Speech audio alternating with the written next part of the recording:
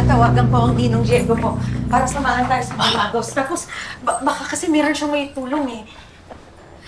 Pero anak, hindi ko alam paano haharapin ang tatay mo ngayon. Ano po sinasabi mo, Nay? Naniniwala ka po talagang kayang gawin ni tatay yun? Nay, hindi mamamatay tao si tatay at hindi niya baril yun. Alam po natin wala siyang ibang baril. Joey, anak. Nay, di ba sinabi ko naman po sa'yo, may pruweba ako, may video ko na makakapagsabi na inosente si tatay. Eh, hindi ko lang mahanap ngayon, pero meron talaga akong video. Zoe, ano gagawin mo? Hanapin ko yung video, bibigay ko kay tatay. Anak! Ako na po tutulong kay Joey. Kakausapin ko po siya.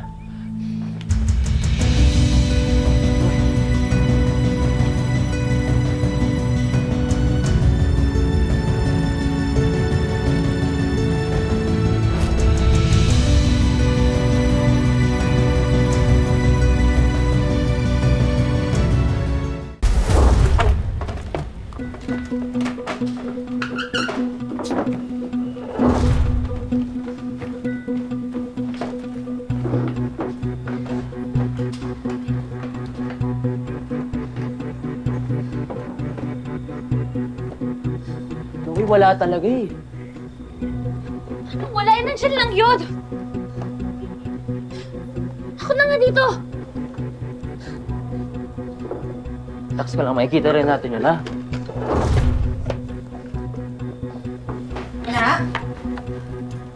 Nay, teka lang po, liligpitin ko po ito mamaya. Kailangan ko lang po talaga mahanap yung flash drive eh. Papunta na ang ninong mo.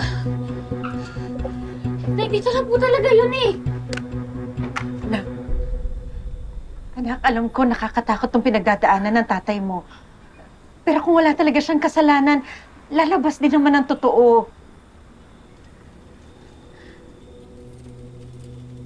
Sa'yo po to?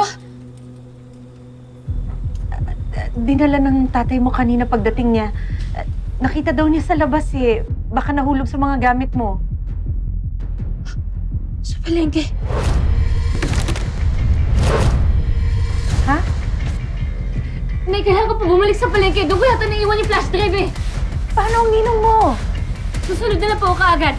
Pagbalik ko po na sa akin na po yung pruwebang makakapagpalaya kay tatay. Oh, Peter, punta tayo ng palengke. Tara!